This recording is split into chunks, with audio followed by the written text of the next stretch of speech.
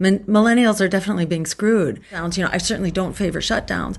Israel is committing, I think, the most horrific genocide in our era. I find RFK's position on Gaza and Israel absolutely horrific. He is a genocide supporter.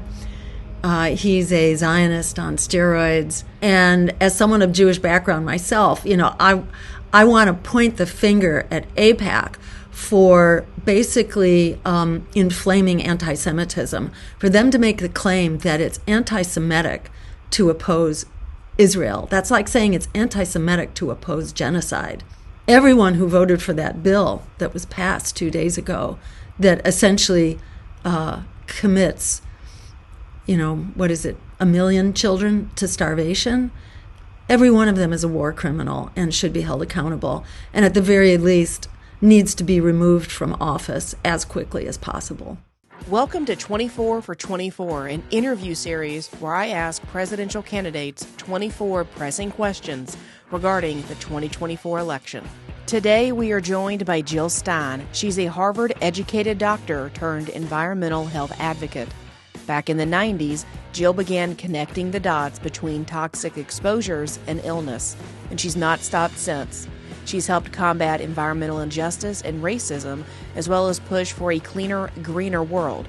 Jill first ran for the Oval Office in 2012. She became the first Green Party presidential candidate to qualify for public financing. The 2024 election will be Jill's third time running for president.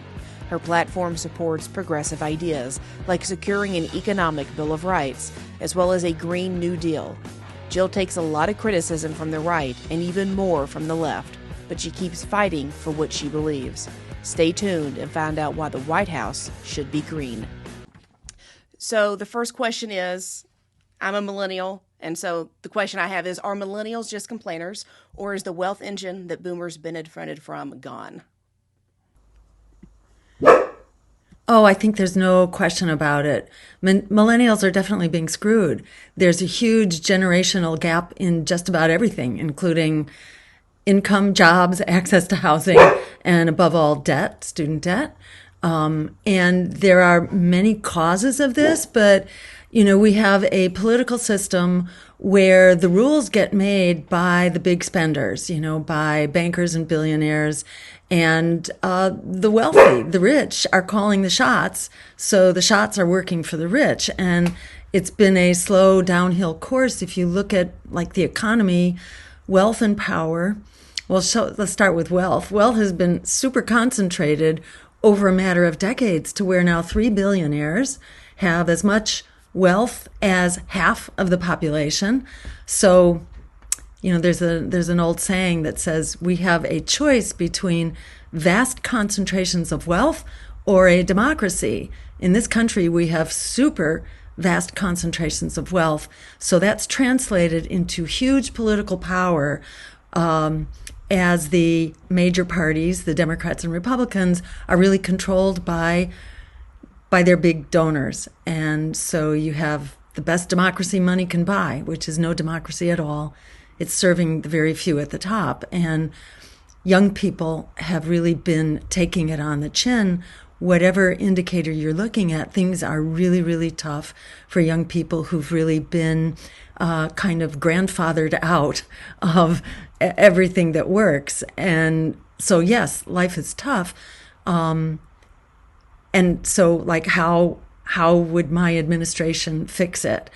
It's a number of fixes. As far as I'm concerned, the biggest fix is to get big money out of the business of running our government, because it's that, corporate control of government.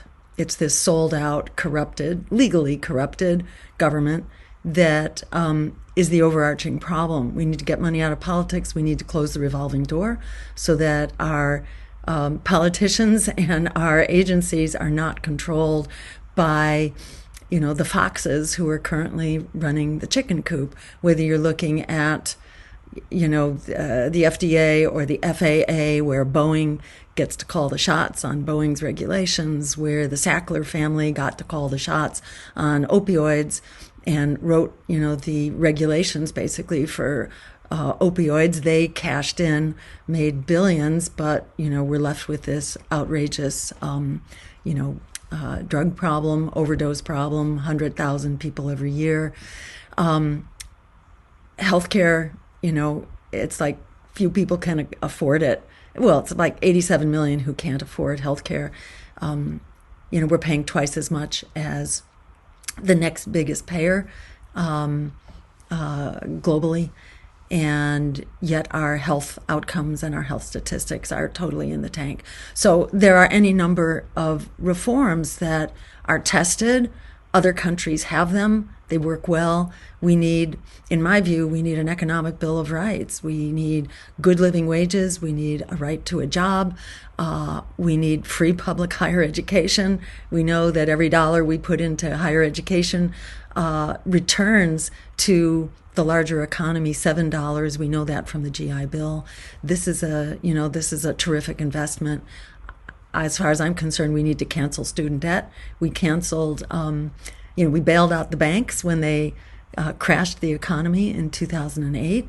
And that's the least we can do for a generation that was really misled into, lifelong debt servitude. And there are, real critical disabling things now for the entire economy and especially for the generation, the younger generation. But these are fixable. In the Green Party, we don't take big money. We don't work with super PACs. We don't, take dark money through various legal runarounds. So we are of, by, and for the people and have the liberty to actually pass policies that work for everyday people, not just for the billionaires and the corporations.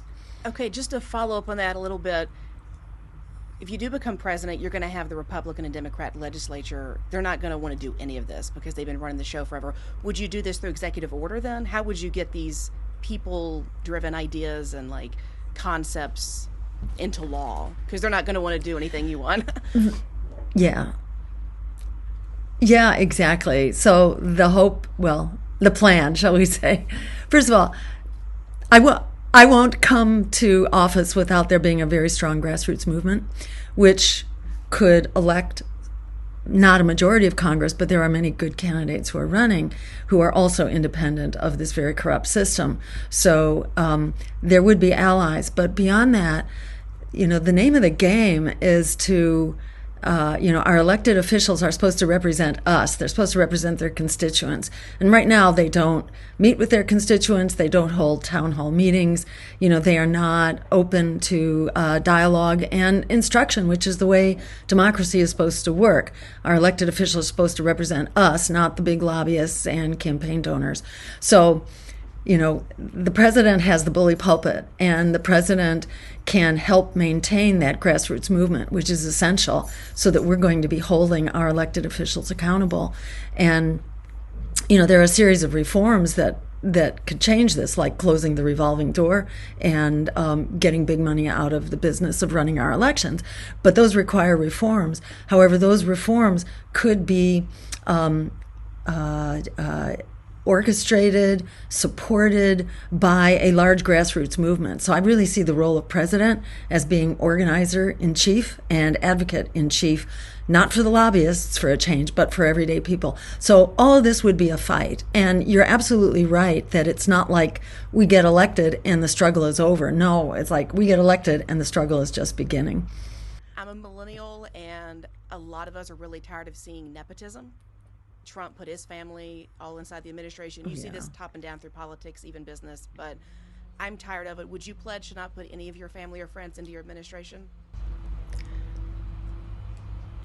Absolutely. I think people need to be well qualified. I mean, and you can look at the way my campaign is run. There are 0 family members who have anything to do with my campaign. I mean, my family goes running. If I start talking politics, they're out of here, So there's no danger of that, that's for sure.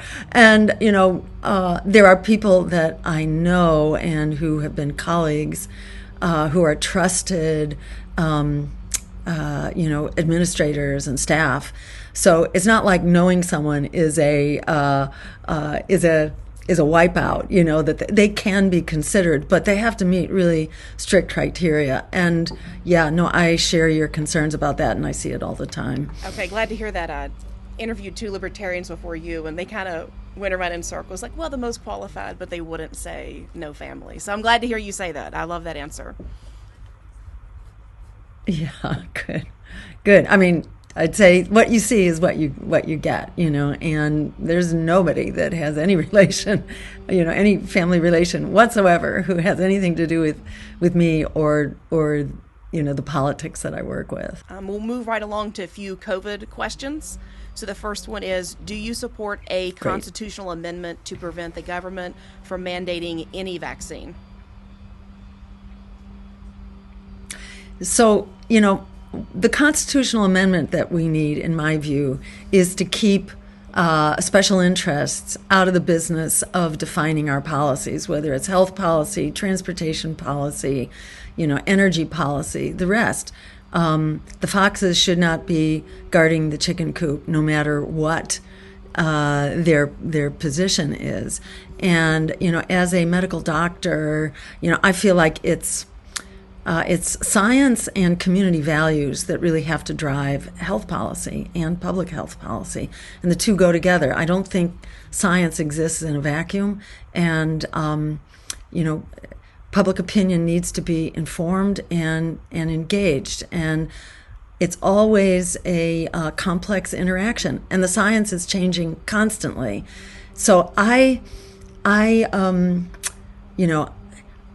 throughout my career, I have not supported mandates. I believe people need to be educated and to make informed choices on a one-to-one basis. I've never been the kind of doctor that dictates to patients what the proper health choices should be. These are choices, and they all have pros and cons, and they all interface with our values. And I think the same thing is true at the public health and policy level, that we need to have people engaged. We need to have science which is accessible to the public. It's got to be transparent, and it cannot be funded by special interests, which is a big problem right now. Both that science is funded by special interests, forever you have pharmaceutical corporations that are sponsoring these studies, and it biases the waters. So in my view, we need a constitutional amendment to keep special interests out of government. And then we need to ensure that government is us, that it is we the people, it's accountable to us, and it has to be transparent. So I avoid writing any policy in stone anywhere. I think it all has to be subject to constant scrutiny, constant watchdogging. So I wouldn't write it one way or the other, especially not into the Constitution, where it takes quite a while. Like, what if we had a super Ebola, for example? You could imagine a circumstance that people are absolutely terrified and society is falling like flies. You may need a different policy than what has served you before. So I feel like we need to, have a basic set of rules that allows us to use our minds, our hearts, and our values to constantly mid-course correct. That is the essence of democracy, and I think good health policy. You have to constantly watchdog it, demand that it be explained, debate it publicly, because it's never clear-cut. Believe me, health policy, even, like the most basic things, and they evolve in a very difficult way. Like germ theory, way back, in the 1800s, germ theory was disputed, and the doctors would not accept that they had to wash their hands before going into surgery. But the nurses and the midwives, they got it, and so there were no infections and deaths from infection on the midwife floors, but there were lots of deaths on the doctor floors, So it's like change is very difficult as a society and as professions that get trained up and very invested in things. So we've got to have debates, and science has to be explained. It cannot be written in language that you need a PhD and a medical degree in order to understand. Kind of along those similar lines, Does the government have a right to ever implement a mask mandate or disease testing mandates like we saw with the COVID testing? Yeah. In my view, I never say never, especially on health policies, because you can't predict what's going to happen. I don't, as a rule, favor mandates, and I think the same applies here, whether you're talking masks or shutdowns. I certainly don't favor shutdowns, but when Europe did shutdowns, they paid the businesses. So you didn't have the collapse of small businesses, which is what you had here, because COVID policy basically favored big donors and favored large corporations, as well as, pharmaceutical companies, big pharma. So, I think we have to take the influence out and not lock ourselves in to one policy or another. We have to be willing to do the science, to look at the science, to watchdog it, explain it, and debate it. Okay, so kind of keep things flexible. Okay. Another COVID question here. Would you abide by or cancel the international health regulation amendments being considered by the World Health Organization? So actually, I will have to do more research on that. I wasn't able to find those in a quick search, but I'd be glad to get back to you on that. If you want to send me some links to that, I'm not aware of what they are. We'll just switch total gears here for an economic question. What is your position on central bank digital currency? So there are a few things that I understand about currencies. I don't pretend to completely grasp this. It's a little bit above my pay grade. We will eventually have a policy on this that, our consultants will advise on. But what I do understand is that there are huge privacy issues here. This becomes kind of a vast centralized database. And I think, our privacy doesn't exist right now. All our personal data is sold freely. And it doesn't take China, to spy on us. In fact, I think China's doing less spying on us than our own government.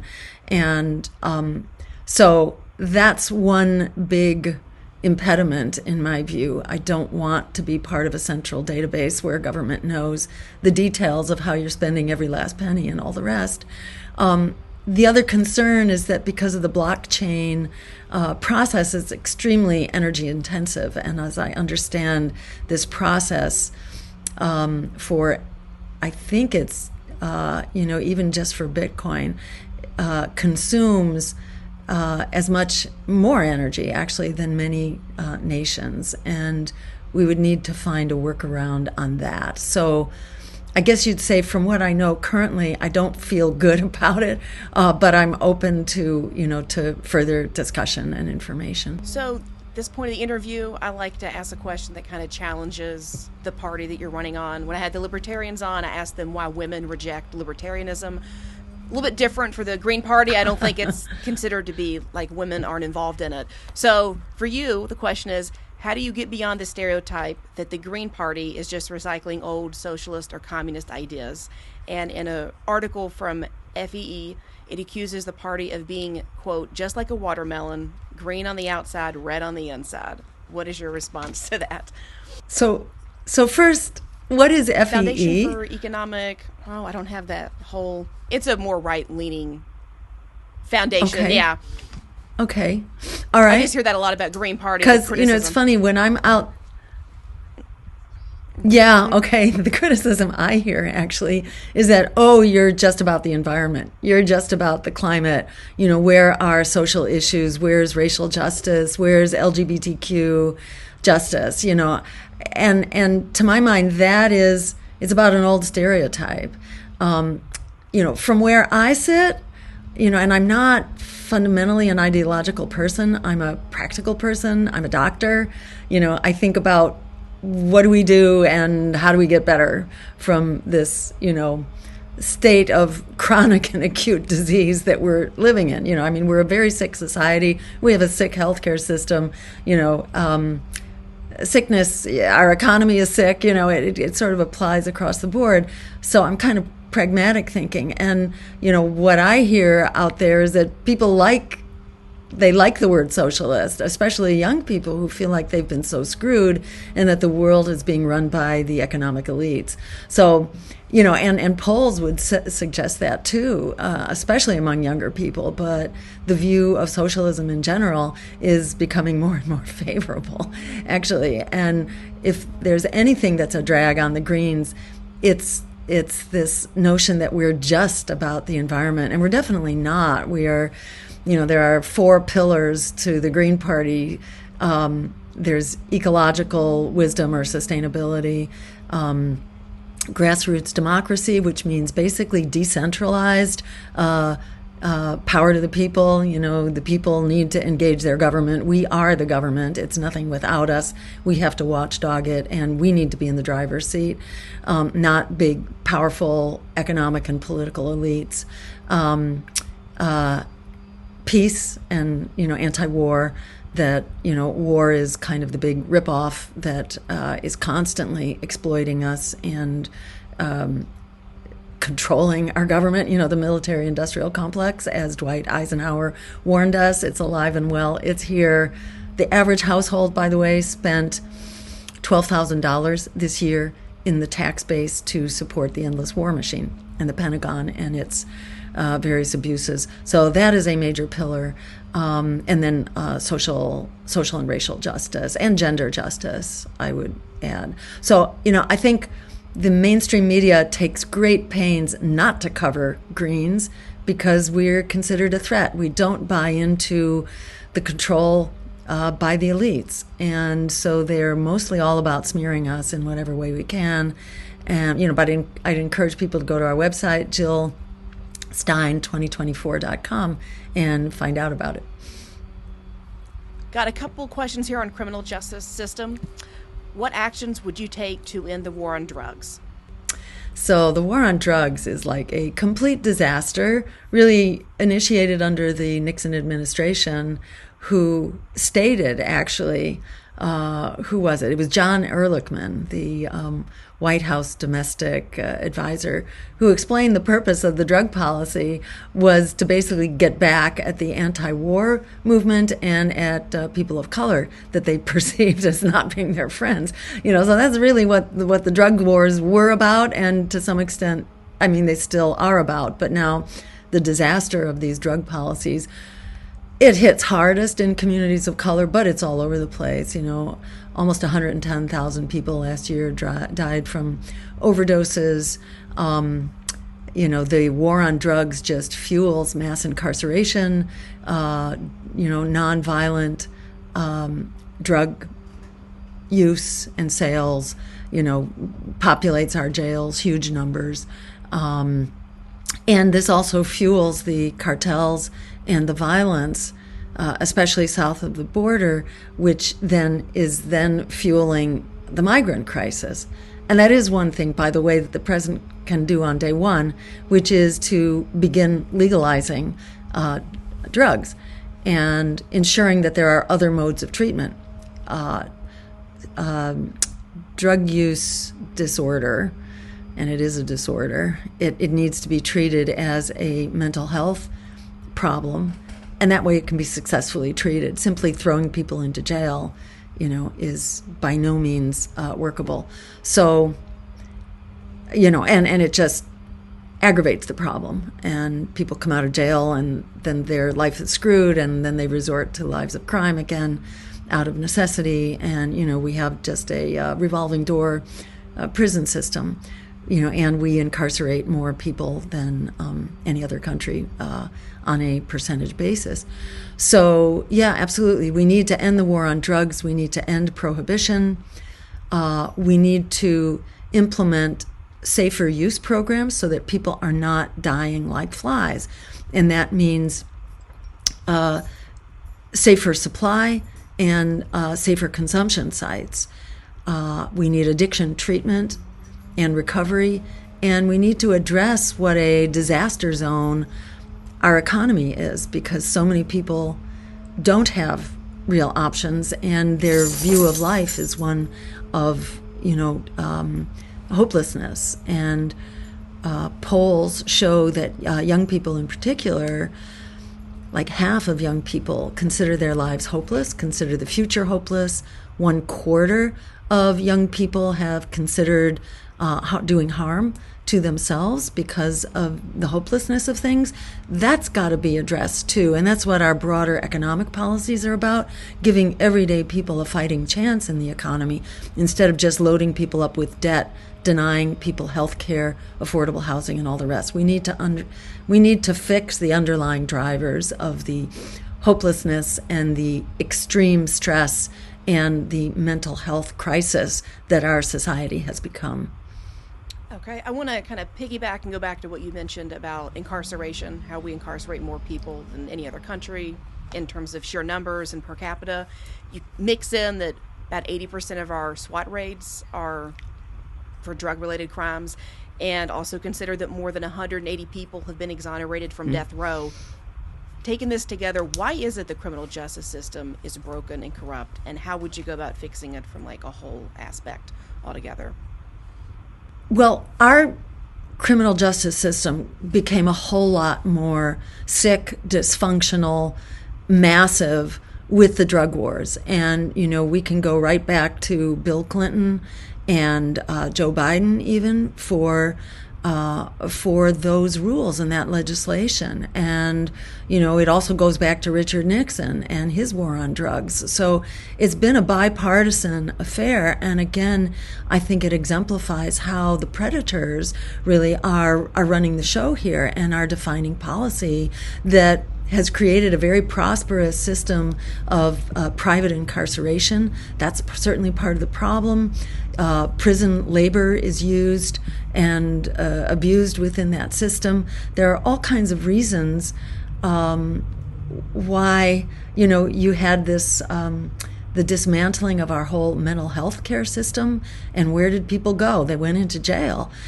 Same is true for the mental health crisis. A huge proportion of police interactions then, are driven by mental health crises. And there's no reason for police to have to be burdened with that. That's not their training. That's not what they know how to do.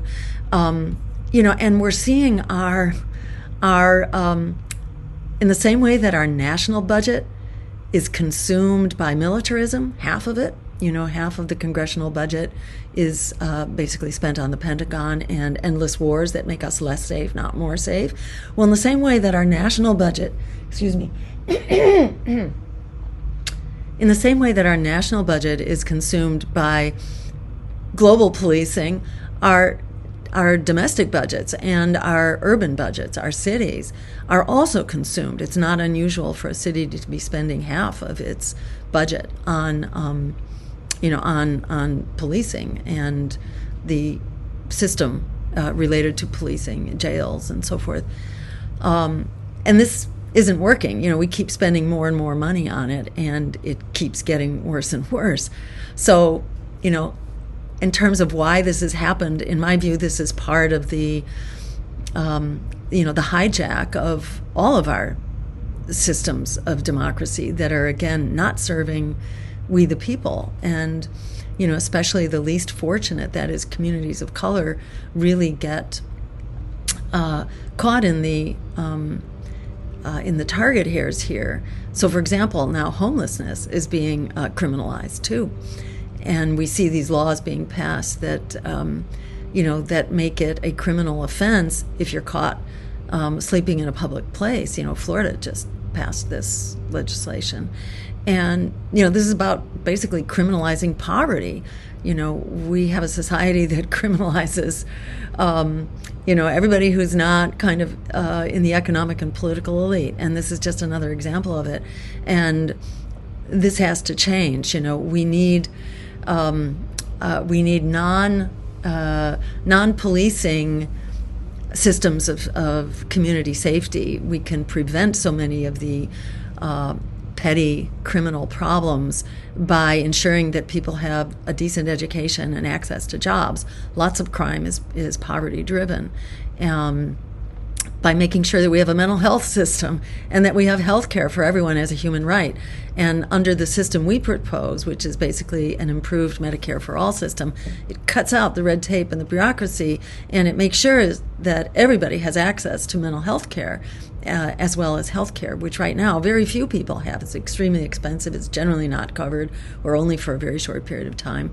We don't have the social workers that we need. It's the needs of everyday people have totally gotten sacrificed in order to meet the inordinate appetite of the military-industrial complex and the policing industrial complex, and the incarceration industrial complex. So, we need to return power to the people, in my view, and and again, this is part of that system of shutting down the whole-scale hijack of our policies by the economic elites and the political system that supports that.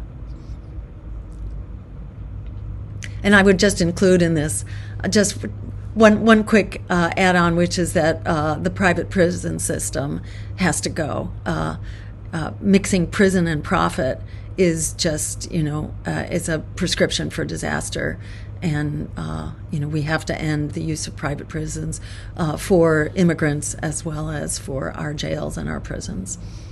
Want to get on to some election questions next here. So, do you believe the 2020 election was stolen? Be fake ballots, mules, mail-in voting scams?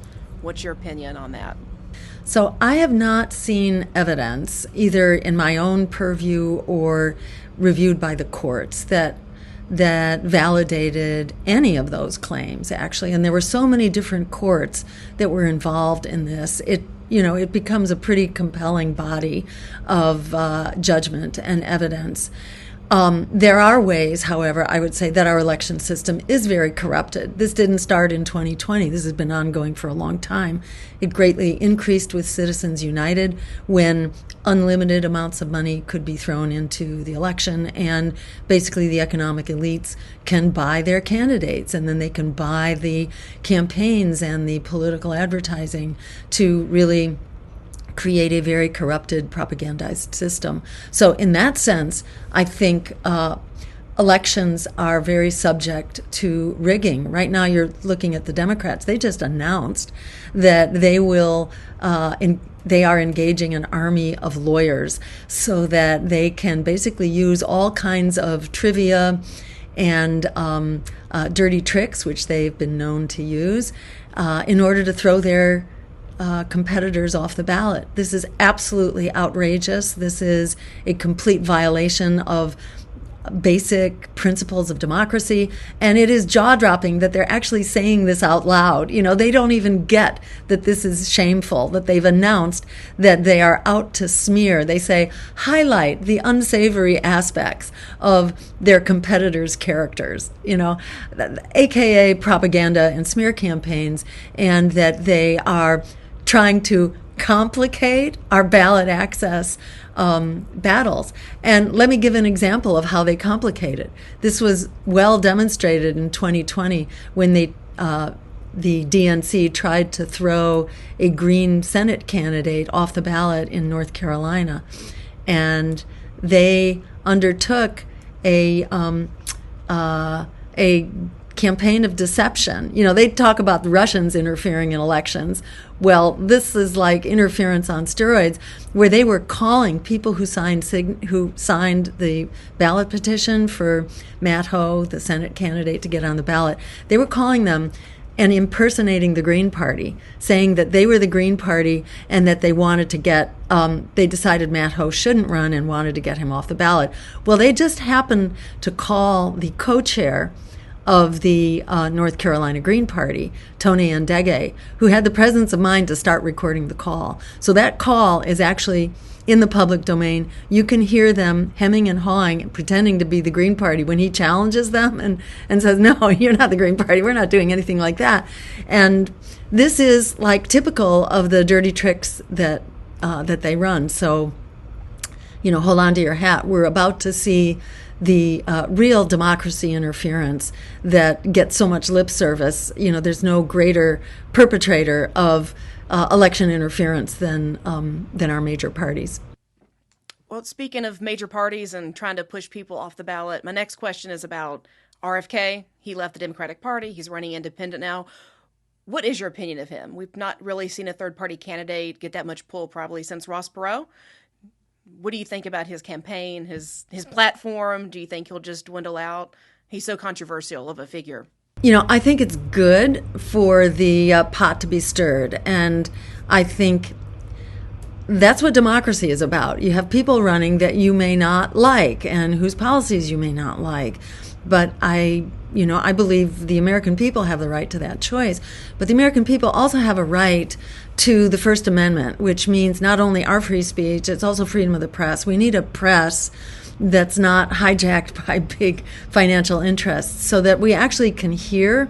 The job of the press is to educate the people. This is why we have a First Amendment, and it's why it's number one, because without an educated electorate, it's kind of hopeless. We cannot be our own, investigators. We need the press to do its job, and kudos to independent press like yourself that's asking a lot of the questions that the mainstream press won't.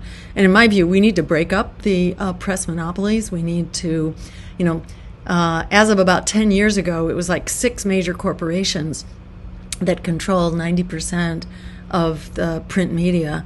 And, that's outrageous. That's a violation of the First Amendment. We need lots of perspectives and lots of voices, and we don't get that. So, in terms of my own opinion about RFK, I think he's largely running on the Kennedy name. If you look at his ad for the the big football game, it was all about the Kennedy name, and that's what he's doing, and that's been some of his success. But he's also worked around the censorship of mainstream media, and that's a very important, that's an important lesson, that we are breaking away from mainstream corporate media, and that is really to the credit of all the independent media that's out there.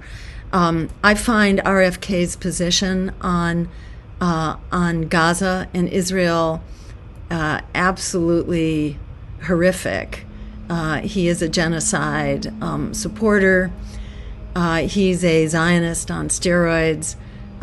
He is working hand in glove with big donors from that community, and I find that kind of shameful.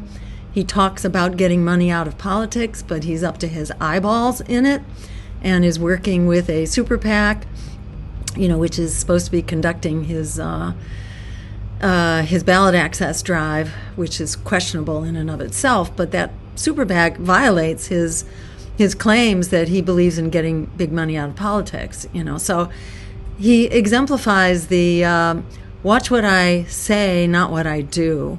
But I think, we need to hold all politicians accountable, even if they are new. They all need to be held accountable, both on the basis of what they've done and what they're doing now, even if it's just a campaign, even if they haven't held office. I think people need to be held accountable, and his words and his actions don't really comport.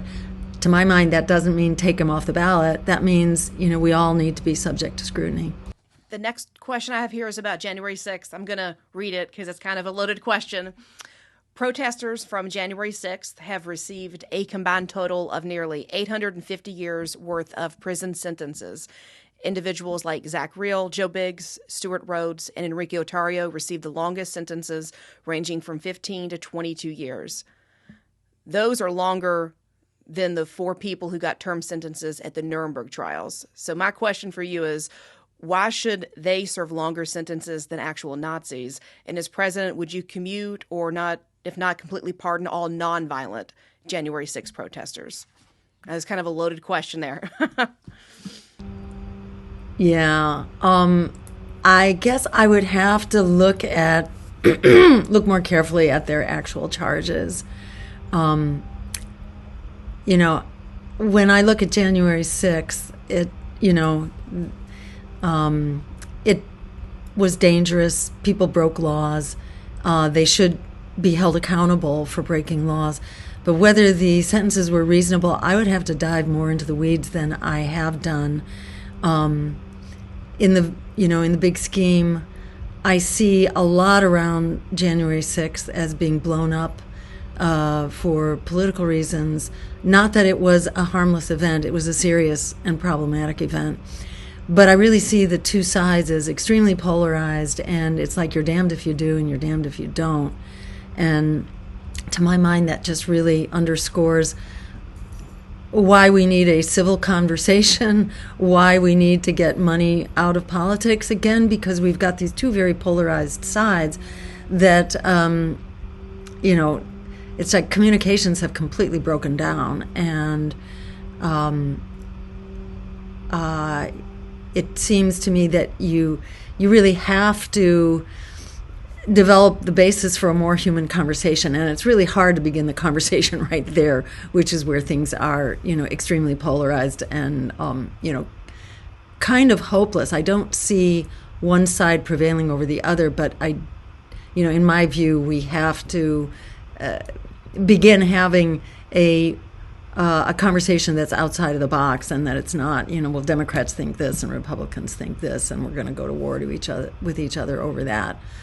In my view, we have to start by solving our critical problems for everyday people. That people get polarized and they get demagogued because their lives are pretty miserable, and they are ready to get angry.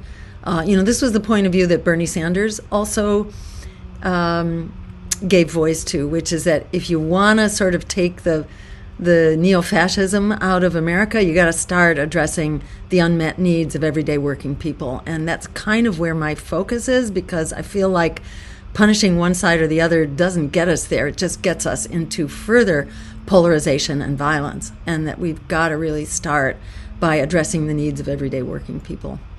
We will switch gears again, and we'll get into some international issues here.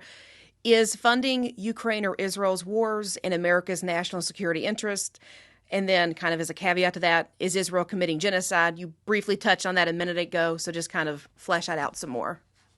Yeah, so yes, Israel is committing, I think, the most horrific genocide in our era. The speed with which people, I'm sorry about that. The speed of destruction and the intensity of it is absolutely unprecedented. So the genocide is horrific, and it really needs to be stopped immediately. The genocide going on in Gaza, Ronald Reagan's Secretary of Defense, Caspar Weinberger, referred to Israel as America's unsinkable battleship in the Middle East, basically safeguarding the supply of oil. We don't need that oil supply anymore. We're now the biggest exporter of oil. But the U.S. wants to control everybody else's oil. This is a policy, this is our military policy that's been written into basic Pentagon policy. It's called full spectrum dominance. It's this idea that the U.S.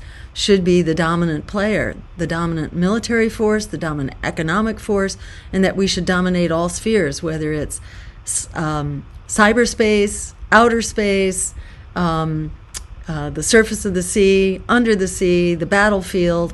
We should dominate it all in all regions of the world. This is the explicit U.S. policy since the mid-1990s.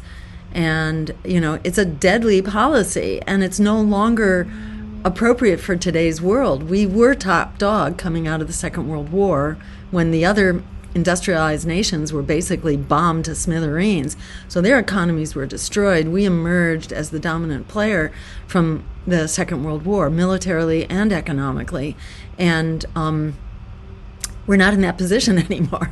The BRICS alliance, Brazil, Russia, India, China, South Africa, and now Saudi Arabia and other Middle Eastern countries, they control more of the global GDP than the U.S. and its allies in NATO do. So we are no longer economically, in the dominant position. And in fact, those curves have crossed, and they are continuing to diverge.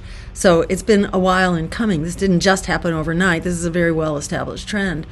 So we have to start becoming a team player, fancy that. We can't be the bully in the schoolyard anymore. This is the problem with our national policy. It consumes half of our budget. As Martin Luther King said, my country is the greatest purveyor of violence in the world today. We were back then, we are now. We're spending about $1 trillion a year. We actually have special anti-terror operations going on in 85 countries around the world right now, if you can believe that. That's how far the iron grip of U.S. militarism goes. According to the Senate, the Congressional Research Service, we have sent the military into other countries 250 times in the past 30 years. So it's just staggering how militarism dominates U.S. policy and its cost to us. I mentioned before, it's $12,000 per household just this year for the costs of militarism. And that's according to Jeffrey Sachs from the Columbia University Department of Sustainable Development. So these are pretty well-founded figures. And what do we get for this overblown militarism? We get failed states like Libya, mass refugee migrations like we're receiving right now, and continuing terrorist threats. We had a big hand in Al-Qaeda, ISIS, the Taliban, you name it. These have been very much U.S. designed plans that backfired against us big time. We've overthrown something around 70 governments since the Second World War, and that's not even the wars. These are just overthrows by the CIA, like everything from Guatemala to Iran, and look how well that worked. Basically, this creates generations of chaos and devastation, and the crisis at the southern border is just an example of that. Like Haiti, Honduras, you name them, one after the other. These are disasters of our own making here, usually on behalf of corporations or their wars.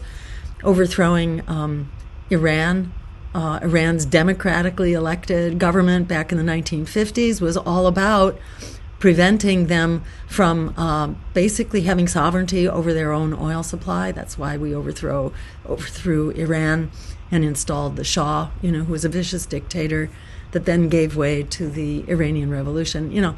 This is just nonsense. This is about the raw exercise of power.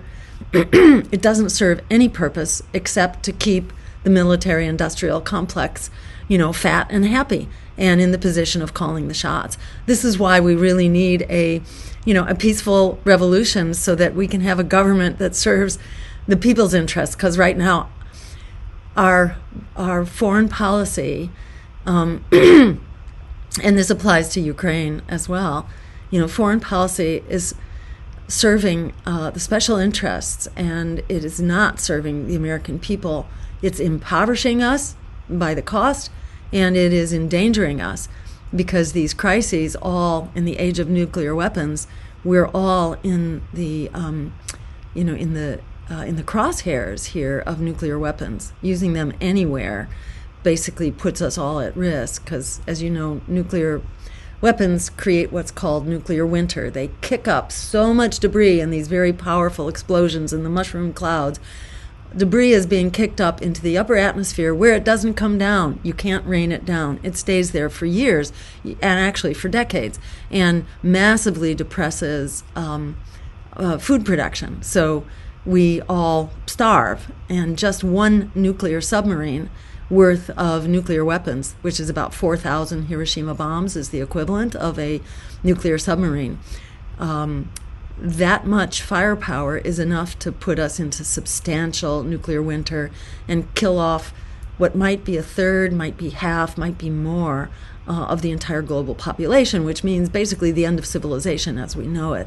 So we're all in the target hairs of these criminal policies and these violations of international law, which, Gaza and the genocide represent really full-blown. Ukraine is another example of that. This was a war that should have been avoided. We knew absolutely what we were getting into. We went back on our word.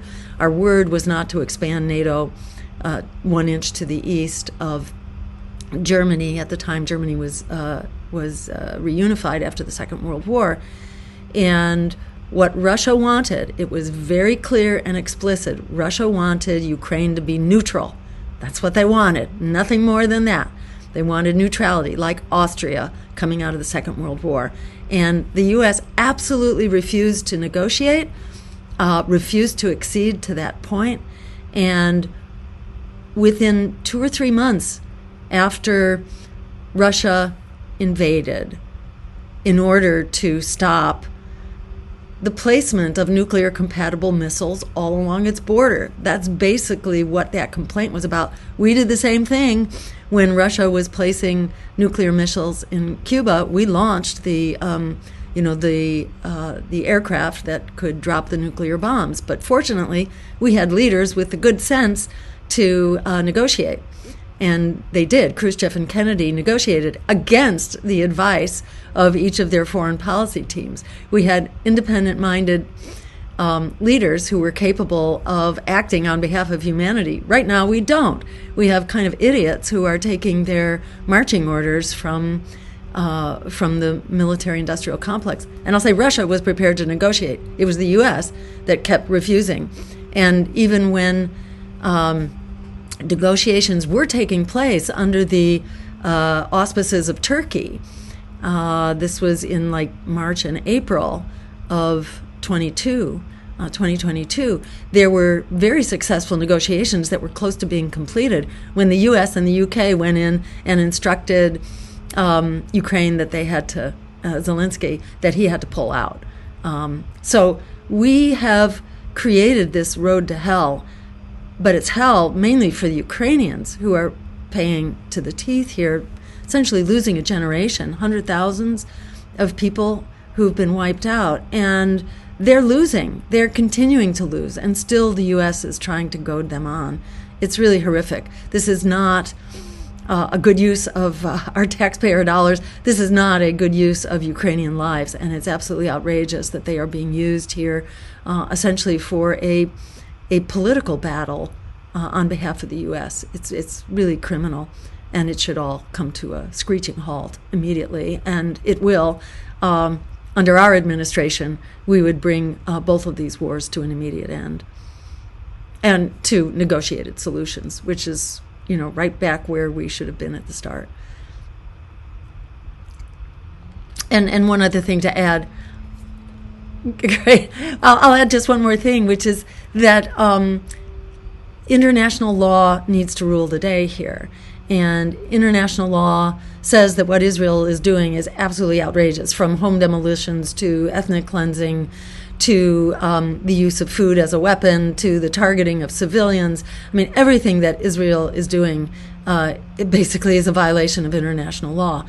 This is absolutely horrific. So when people say, oh, it's so complicated, what do we do? Actually, the answer is pretty simple. We compel Israel, which we have the ability to do. Joe Biden could pick up the phone right now, like Ronald Reagan did when Israel had gone into Lebanon and was conducting a war in Lebanon. Ronald Reagan said, stop, bring your troops home, and Lebanon and Israel complied. We are paying for 80% of the weapons that are being used now. A bill was passed 2 days ago. This so-called budget bill is actually a child starvation bill, is what this bill is. It denies food aid to Israel by UNRWA, UNRWA. It denies UNRWA funding to distribute food aid to Gaza at a time when almost 2 million people are on the verge of starvation. And actually, they are in the early stages of starvation. Some of them are in advanced stages of starvation, and people have begun to die, especially the vulnerable children and the elderly we're not even seeing or hearing about. I mean, how many of these deaths are taking place which are completely unreported, especially when they're deaths by starvation and dehydration. This is just, it's like watching the torture of children, the systematic mass torture of children, torture and murder that's going on before our very eyes. And what the U.S. is doing is giving this the thumbs up, normalizing it, and paying for it. It's just criminal. And to my mind, everyone who voted for that bill that was passed 2 days ago, that essentially commits, what is it, 1 million children to starvation, every one of them is a war criminal and should be held accountable, and at the very least needs to be removed from office as quickly as possible. Why is it that people can't see it's a genocide? I know politicians are bought off by the Jewish lobby, but what is it with everyday people that see these starving kids and it just doesn't compute? How do we convince them that this is genocide? Yeah, great. And let me just make a comment here because, it's AIPAC, the American Israel Public Affairs Committee, which is the driver. And as someone of Jewish background myself, I want to point the finger at AIPAC for basically inflaming anti-Semitism, because the world now is taking this as a Jewish crime because of AIPAC and Israel's role here. But in fact, many Jews, like myself, are vehemently opposed to this and are among the strongest resistance to it, and are out there getting arrested, by the thousands to try to stop this and doing everything we possibly can. But there is a whole new wave of anti-Semitism coming out of this, as well as Islamophobia coming out of this. And I want to lay that squarely at the feet of AIPAC, which is trying to conflate Zionism with Judaism. They are different. And when Zionism first arose in the 1800s, it was viewed as very controversial, and it was disapproved of by formal Jewish organizations. Now, for various reasons, they have worked their way here into acceptability, and I think money has everything to do with that, buying their way into acceptability, and certainly they've bought their way. That's how AIPAC works, and AIPAC has already come out saying that they're going to spend $100 million now defeating the opponents of genocide. And for them to make the claim, our leaders, who try to conflate Zionism and Judaism, for them to make the claim that it's anti-Semitic to oppose Israel, that's like saying it's anti-Semitic to oppose genocide. And, that is just unbelievable. I froze there for a second. Did that freeze for you, or was that just on my computer? Great. Okay. All right. Terrific. Because, I was like making the take-home point there, which is that it is not anti-Semitic to oppose Israel. And to say it's anti-Semitic to oppose Israel is like saying it's anti-Semitic to oppose genocide. And that's really outrageous. To your basic question about, how did we get here? Again, I think this is that problem of a political system that's bought and paid for. So you have the financial power of the weapons industry, which is huge. The war profiteers regularly buy policy. They offer jobs around it. This is why Bernie Sanders, for so many years, would not speak out against militarism and the military-industrial complex, because there were jobs. There are jobs. There are jobs everywhere, and they place those jobs in such a way as to guarantee the support of Congress. And we just have to stare that down, and we have to make this impossible for our government to be bought. And this is the price that we pay if we allow ourselves to be bought. We pay the price of genocide. We pay the price of becoming the pariah among nations, which the U.S. has now become together with Israel. And we pay the price of wars that bounce back to bite us. Americans are being evacuated from places all over the world because we've caused so much chaos and danger. And we have to start, not just reining in, but we have to slam shut these doors of influence peddling, which is essentially how our political system works. We have to bring it to an end.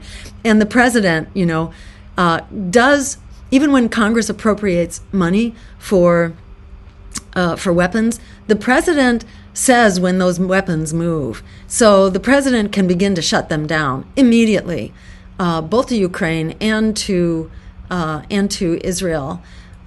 we know that Israel is a massive violator of human rights, to put it mildly, and is standing in the way of the distribution of food and humanitarian aid. So that right there makes it illegal for the U.S. to be sending aid. It's illegal in terms of international law, and it's illegal in terms of U.S. law. So we will stop this on day one. We will shut down both of these wars, and and call out AIPAC and work to have AIPAC classified as a foreign agent, as it should be, because it is advocating for policies on behalf of a foreign government.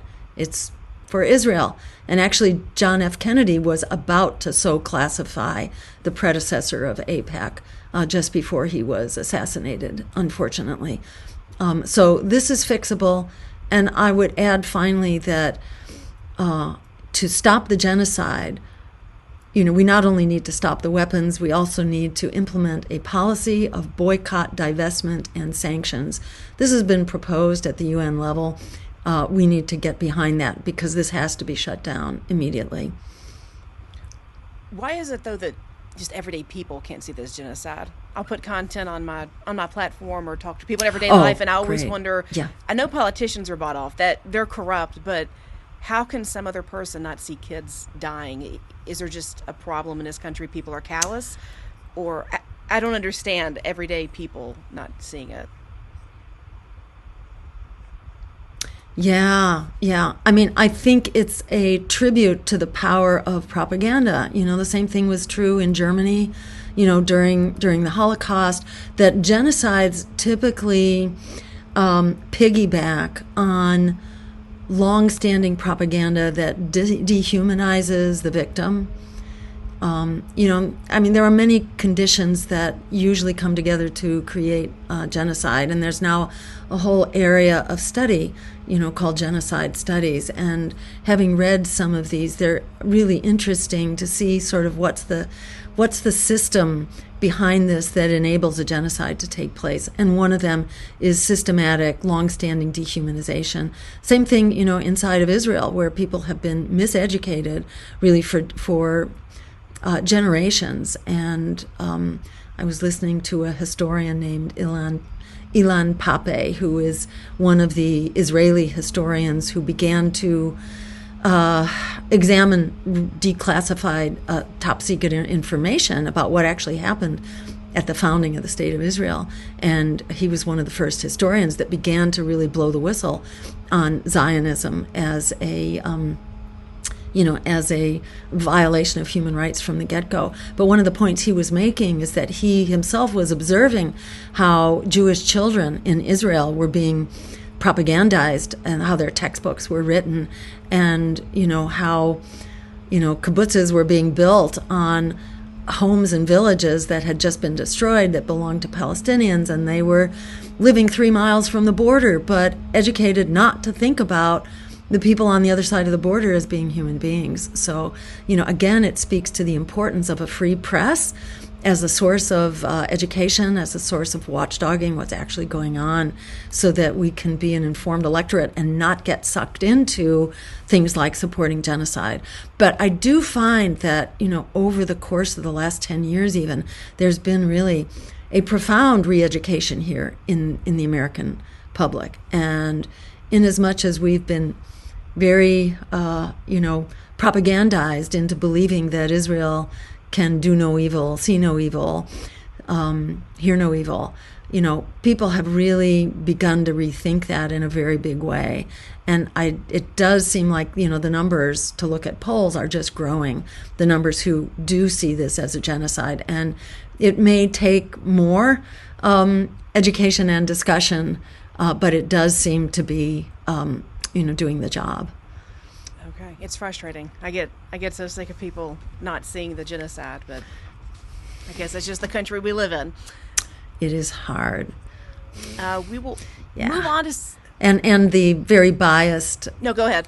The very biased, communications and the very biased press that we have that's constantly miseducating people. So there's a lot of disinformation that they have to overcome to actually see what's really happening. So I'd say keep up your good work.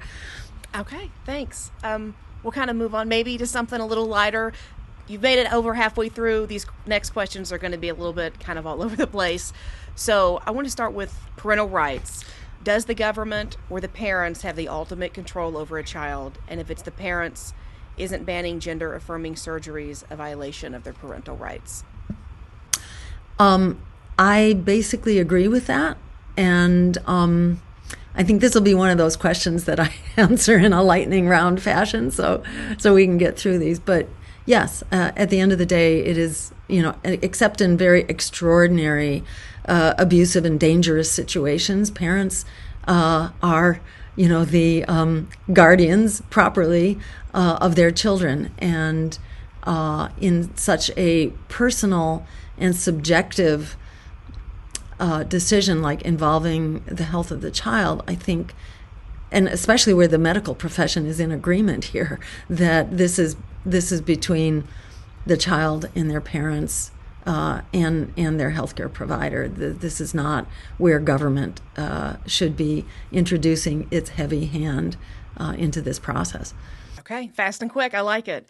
Next one is about disaster management. In the last year, we had two major and likely preventable disasters, the fire in Lahaina and then the East Palestine train derailment.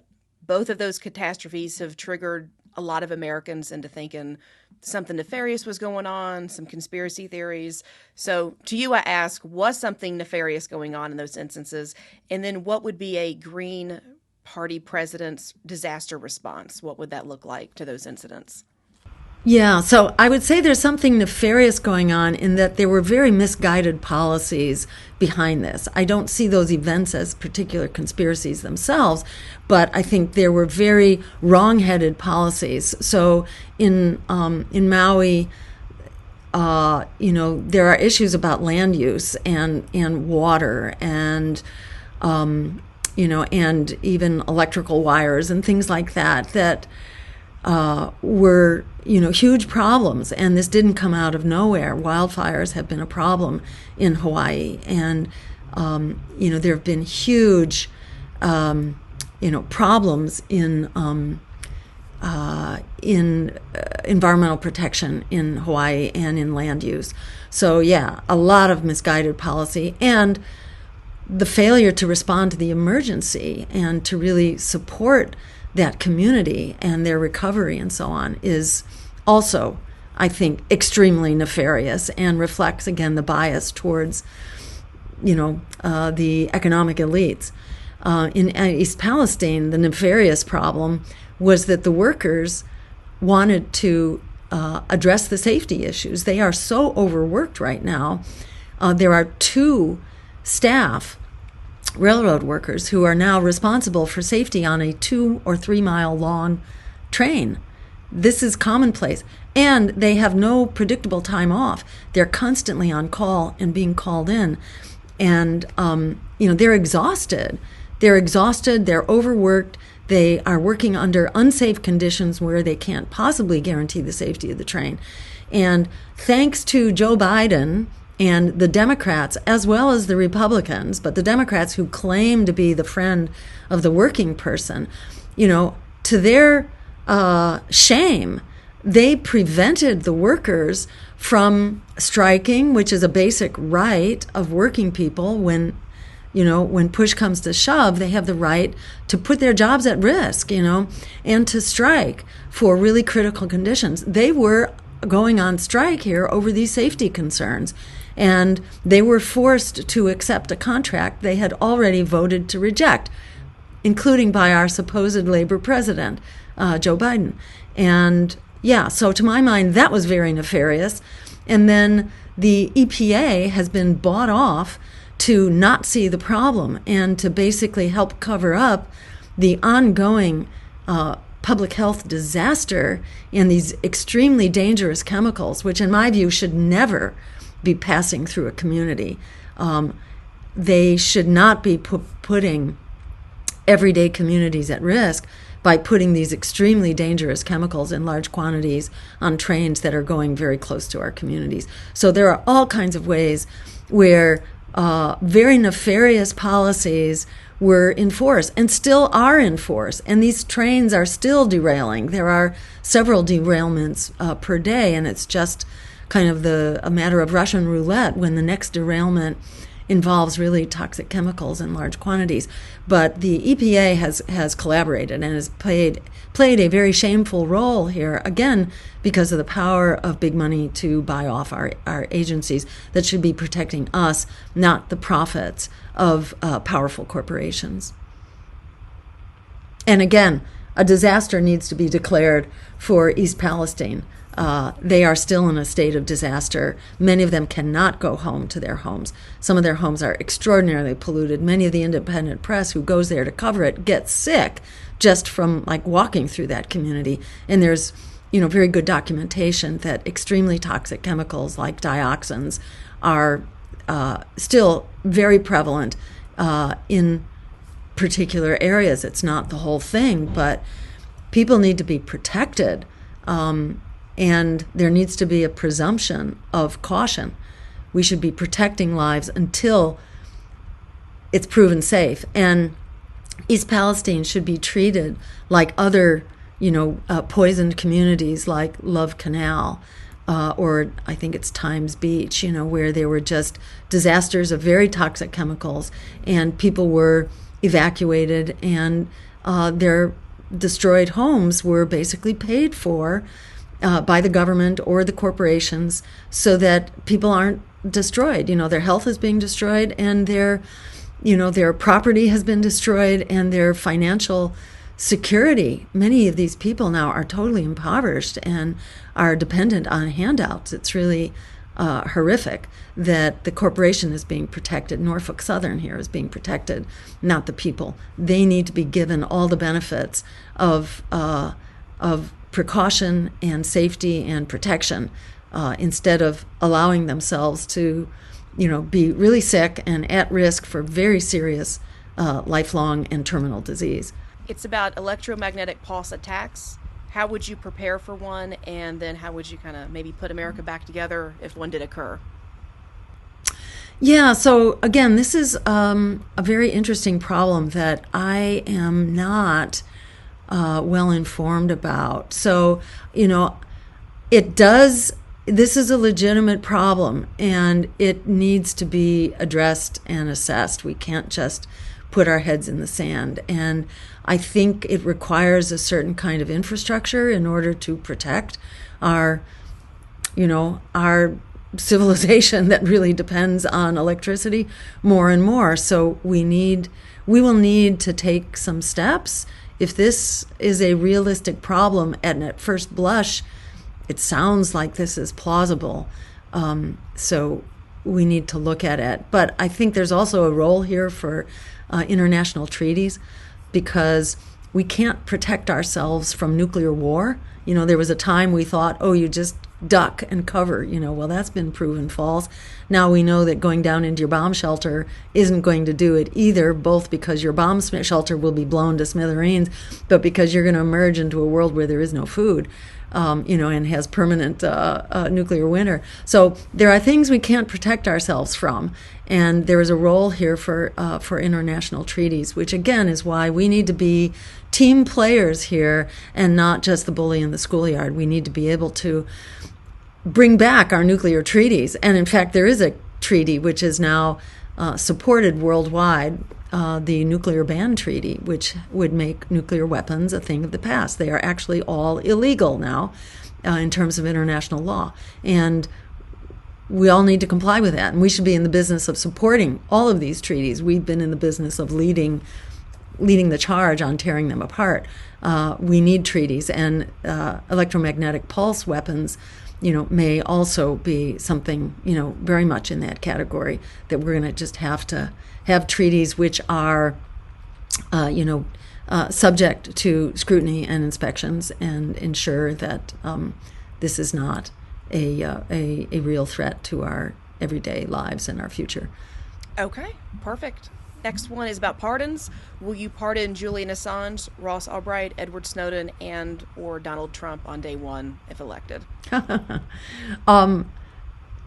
So I guess it depends on what's the crime they've been charged with, and what's the sentence.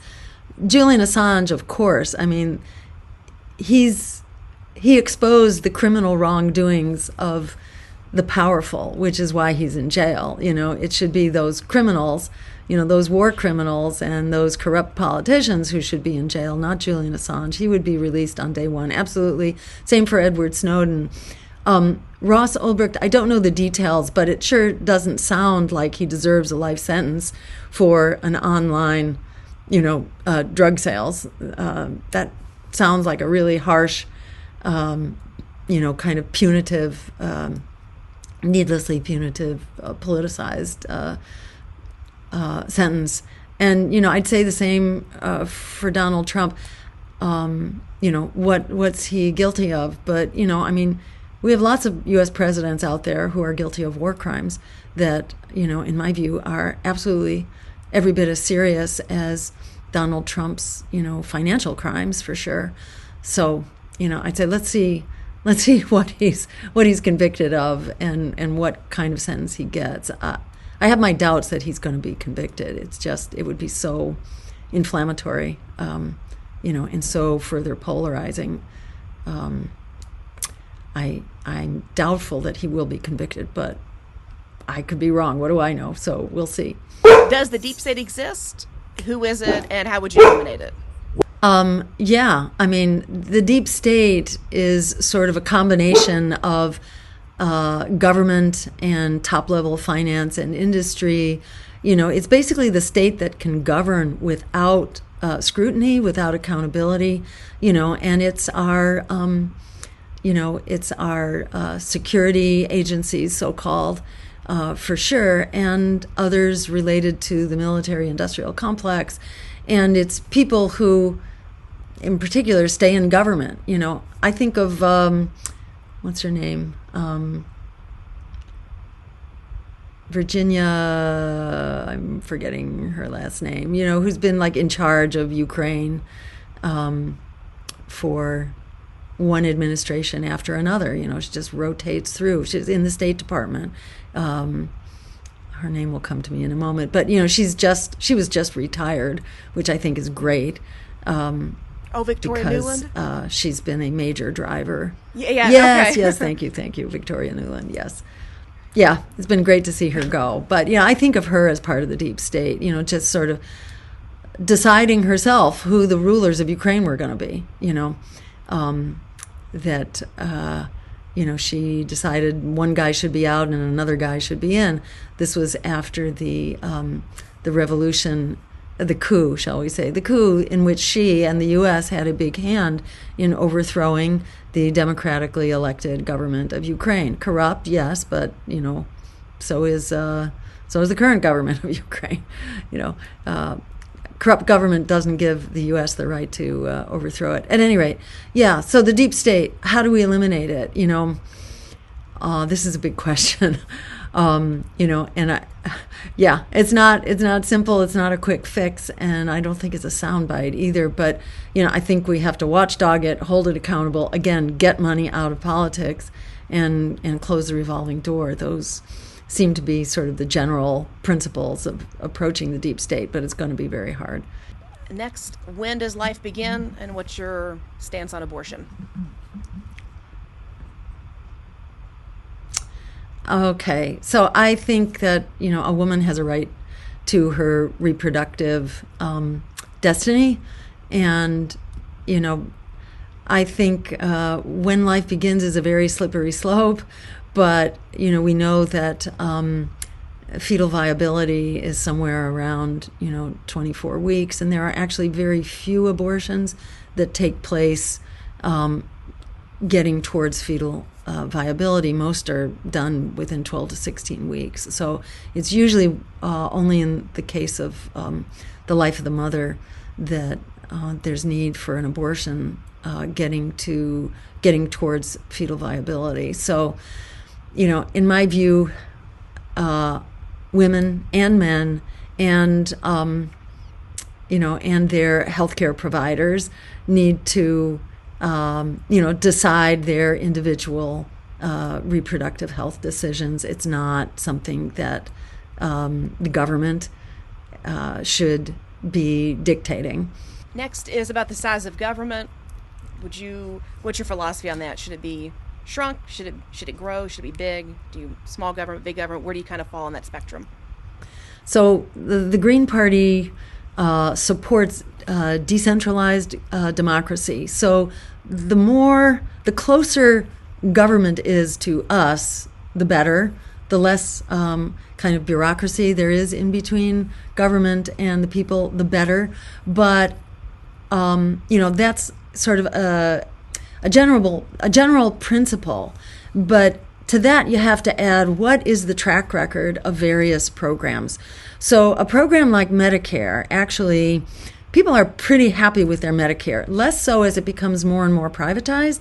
There are more and more problems with it. But still, even so, people are generally pretty happy with their Medicare. And Medicare operates with a very tiny bureaucracy. It's about 3% of our dollars are going into the bureaucracy and the administration. Most of the medical care and the decisions that happen under Medicare are based on providers and people who can then choose their providers, and you're not restricted into these limited networks. Generally, the decisions are left up to you and your provider. Whereas in private insurance, you get restricted into tiny networks. There are all sorts of limits as to what they will and won't cover. And at the end of the day, 1 out of every 3 healthcare dollars is going to red tape and bureaucracy. That's the way that private insurance works. We are spending a mountain of money tracking minutia to figure out who pays for it. And you've got a gazillion different payers. So 1 out of every 3 healthcare dollars, that's like well over $1 trillion a year, is going into just the bureaucracy of the private health insurance industry. That's a huge problem. Relative to that, Medicare, which sounds like a big government program, is actually a tiny program, a tiny bureaucratic program compared to the alternative, which is the private insurance industry, which is leaving millions and millions of people behind and is responsible actually for the deaths of about 80,000 almost people per year who just don't have access to health insurance under the private system. So it's very problematic. And that's just by way of saying that size alone is not the indicator. It's also how complex is it, what's its track record, and is it doing a good job? So you really have to scrutinize what is the particular program. Another one I should mention is like municipal energy. So municipal utilities that are owned by communities do a way better job. That is a government program, but it tends to be a small government program. It's administered by your local community. They do a much better job of servicing their lines. When your lines go down, they go up much faster with the publicly managed energy systems. They are much quicker to respond to the public demand. If people want renewable energy, they're quicker to do it.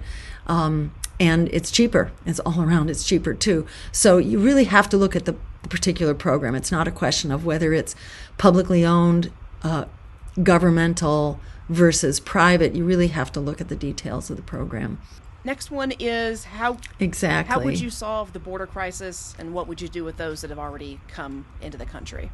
Okay, great. So we have to stop driving people out of their home countries. And we have a big role to play here because it is U.S. wars that have created a legacy of violence. It is the overthrow of governments all over the world, from Haiti to El Salvador to Honduras. In some cases, we are helping to overthrow the government. In other cases, we are helping to maintain dictatorial governments. But we have played a really horrific role. You can look at Haiti, where we overthrew their democratically elected government, Aristide, twice in the last couple of decades. We overthrew him and created the mess that Haiti is today. Hillary Clinton, then as Secretary of State, went into Haiti to personally help overturn their minimum wage law. They had raised their minimum wage from 30 cents an hour to 60 cents an hour. And that was going to be problematic for U.S. corporations, for Levi corporations that wanted to be able to sell cheap jeans.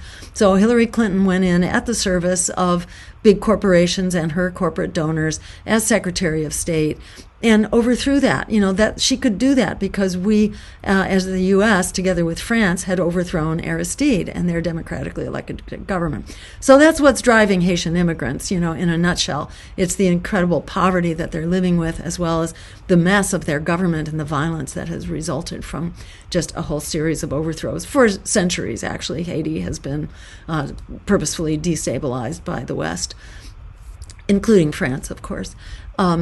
And, you could look at Honduras, where the former president, Juan Orlando Hernandez, was just convicted of drug trafficking. Well, this is a president who was protected by the Obama administration, by Hillary Clinton in particular, who all campaigned on his behalf.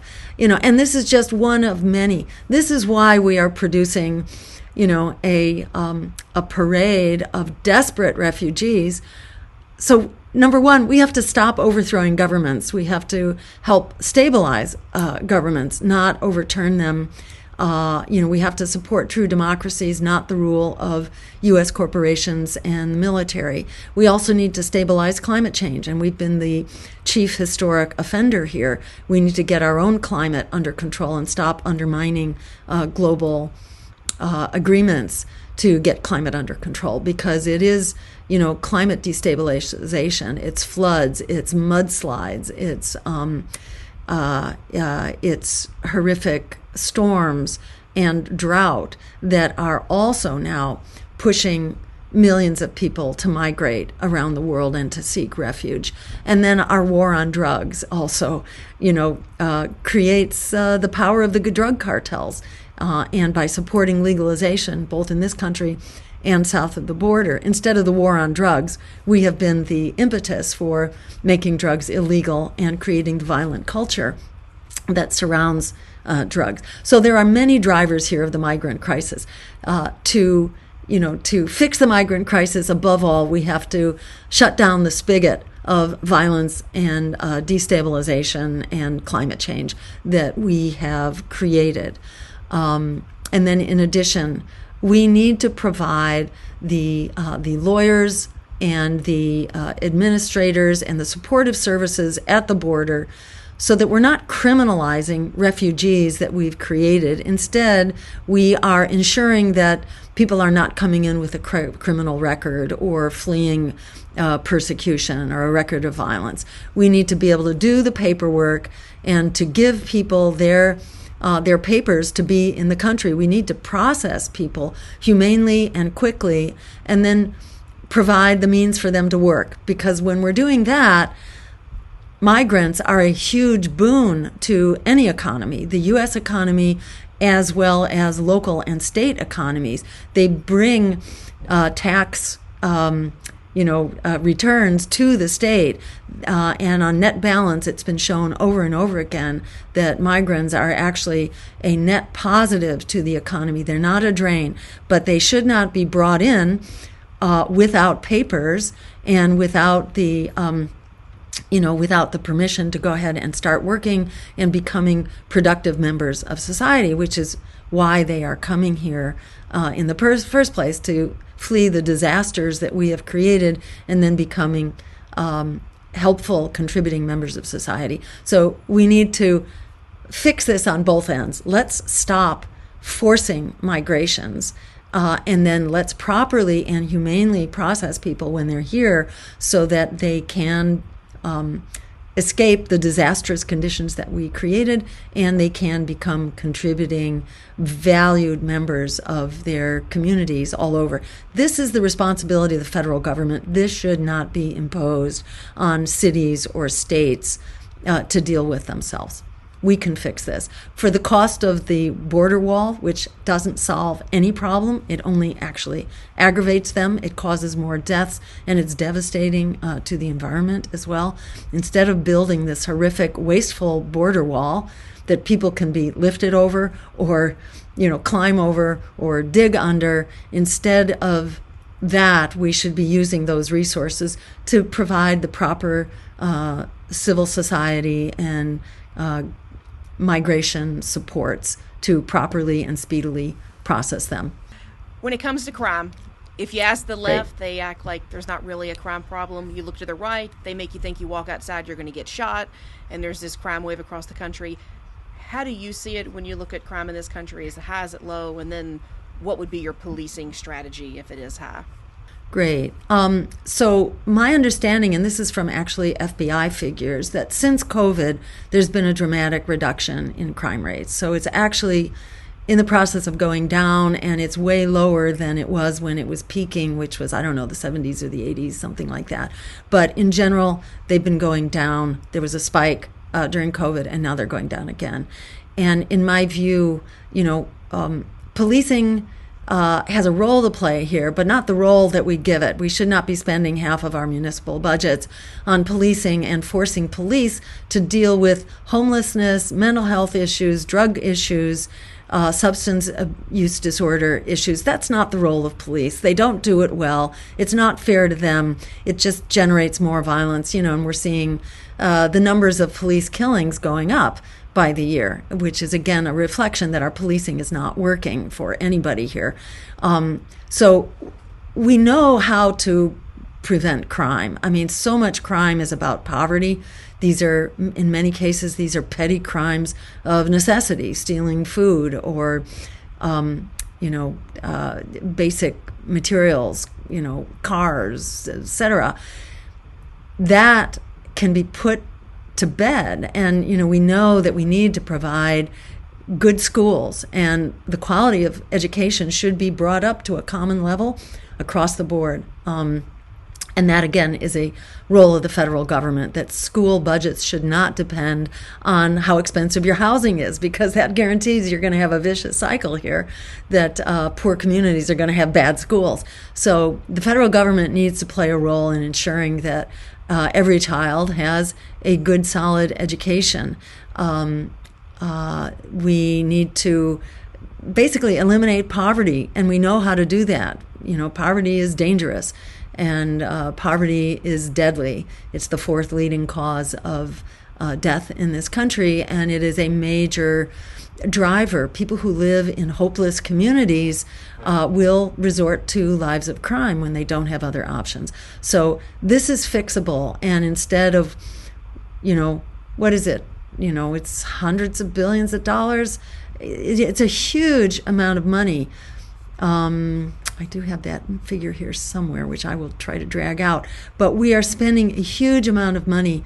Yeah, it's $100 billion annually that we spend on the failed drug war.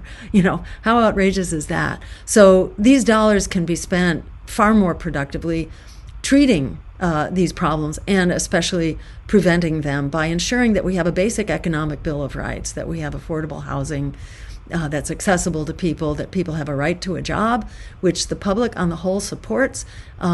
We do need to create a jobs program. This is part of our Green New Deal that would create jobs, millions of jobs, that will help transition us into the clean energy economy of the future, the sustainable agriculture economy of the future, get big ag out of the business of, defining our food supply, get fossil fuels out of the business of determining our energy supply. We need to create a climate and protect our environment. We're losing our oceans, our water supplies. The Colorado River is on the verge of shutting down. Colorado River supplies the whole California agriculture system, which in turn supplies half of the fruits and vegetables for the nation. So anybody who thinks that climate change is a myth or isn't going to affect you needs to think otherwise. And drought and food supply is just one part of the problem. There are many other issues. A lot of people are getting hit now by floods and storms and recognize that, oh my God, we are in we are really up a creek right now, and we need to start fixing this. So the Green New Deal would both fix the poverty problem as the driver of crime here, and it will also fix the climate issue all in one fell swoop. So that's how we put an end to needless crime. You briefly touched on homelessness, and that was my next question. Just how would you end the homeless crisis? Sure. So homelessness is at an all-time high right now. And again, this is another kind of case in point of where the foxes are driving the chicken coop. The real estate industry is one of those very powerful financial industries, which is really calling the shots on housing policy. Right now, you have private investors. You have investment capital, which is buying up single-family homes. So now everyday people can no longer afford these homes because they're being bought up by a handful of investment businesses. This is outrageous. They are driving us to becoming a rental, a rental society, and at the same time, rents are going sky high. So we have to look at programs that have fixed this. And I think simply deregulating the industry is not the answer here. Regulations are important for ensuring that we have safe housing, that we have housing that will, withstand whatever floods or earthquake issues there are. I don't see regulation as the problem. And countries that deregulate and that don't have principles for safety and including worker protection in building, are really a disaster in the making. What we need to do is end the control of the real estate industry over our housing policy. And we need to ensure that housing is a human right, and that is affordable housing needs to be a human right. So back in the day, there was quality public housing. In my view, that public housing needs to be mixed income, and you shouldn't be kicked out of it just because you're no longer in desperate need. We need to support what's called social housing. It's used to very good effect. With relatively low investments, you can create self-sustaining public housing that is mixed income, that's high quality, that gives everyone, the right to a decent and well-designed place to live that has open space and recreation space, which is also really critical, not only for the environment, but also for our health and our survival. This can be done in the public interest instead of maximizing profit for the developer. We need rent control now more than ever because rents are skyrocketing and eviction rates are also skyrocketing. So we need rent control so that people can stay in the housing that they're in. Doesn't mean rents can't go up, but they need to go up proportional to the cost of living.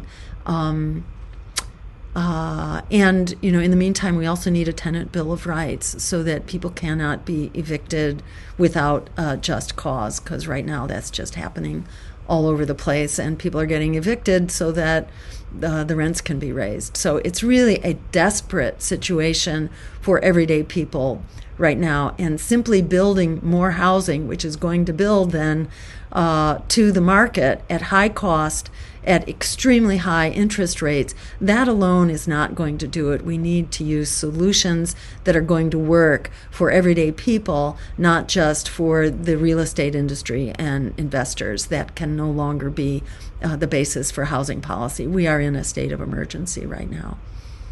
Okay, perfect. Those are kind of all my issue-based questions. Just to wrap things up, candidates make a lot of promises when they're out there campaigning. Why should anybody believe what you're saying will actually happen if you become president? Mainly because I'm not paid to say anything here. I don't take big money. I don't have backers from the involved industries. In the Green Party, we do not take corporate PAC money, and we don't work with super PACs. So we don't work with deep pockets. We work with everyday people. And I will not get elected without grassroots support from everyday people. It's not APAC or the defense contractors or big pharma that wants me elected. They very much want me not elected. And it's only, the people I will be accountable to are the everyday grassroots working families who are clamoring for a government that's working for them. And if ever I lose their support, I'm out, because that's the only support that I have. So I cannot abandon my base. This is what's happened to the Democrats. They try to blame their loss of control on me, on third parties, on libertarians even. They try to blame us for so-called taking votes away, which is like such an anti-democratic concept to start with. No politician owns your vote. You own your vote. Politicians have to earn your vote. Where was I going with that thought? Let me recollect that. Just that I cannot promise a vote to any big spender, because that's not what I'm about. I'm about everyday public interest people. And that's who I have to serve. And if at any point I stop, then I don't have a base to stay in office. And for the likes of candidates like me, who are small donor grassroots campaigns, we need the support of our base. Yeah, I think that's where I was going with that thought, that if you don't have the support of your base, no one owns our votes, and we have to own our votes. And any politician who tells you that you have to vote for them because they own your vote, no, they have to earn your vote. And if they're saying that they own it, then by definition, they should not even be considered as an option for your vote. But I'm in that position where, people who support me are not because I'm taking money from them, because I don't take big money and I'm not serving their interests. So I'd say I will be held accountable by our base. The Democrats lost their base because they stopped serving their base. They threw everyday people under the bus in the election of 2010. They lost 1,000 state rep seats, they lost 64 Congress seats, and 12 governorships. So they lost across the board. There was no third party to blame it on. The reason they lost was because they abandoned their base. And that is the battle that they're fighting right now. They have their real masters are not working people. They give lip service to working people, but their real masters are their big donors. We're not in that position. We serve only everyday people. That's our donor base, small donors, and that's whose policies we are working very hard to advance. Okay. Excellent. Those are all my questions. Do you have anything you want to say I didn't ask, or do you want to tell people how they can support your campaign? Oh, sure. Yeah, thank you so much. Go to jillstein2024.com and you can find out more and you can join the team. People are clamoring for a politics that's about us, that's not controlled by the two big major parties. And as a Green candidate, I have the liberty to represent what everyday people are clamoring for. And there's much overlap with libertarians, who I know are your base, in that we are not taking marching orders from the military-industrial complex. We stand strong against the drug wars, against the violation of our civil liberties. We stand for freedom of the press and freedom of the speech and all that. And in addition, I'd say Greens really stand for policies that help everyday working people, where the historic record is very clear. Top-down doesn't help. Just simply, reining in government isn't going to help unless we're also reining in corporations. We have to really advance the cause of everyday people who are getting really assaulted in every dimension of our lives right now. We are in a state of widespread emergency and broad hopelessness. So we need, in my view, a government at all levels. We are the government, and it needs to go to bat for us as everyday people. That's basically what our campaign is about, and I invite you to check it out and join it. Thank you so very much, and thank you for this wonderful interview and all the really deep questions that you're asking here, Courtney. It's really great to be asked them, so thanks for all that you do. Now that you know where we've been, find out where we're going. Tune in to Ladies Love Politics, where you can stay informed without going insane.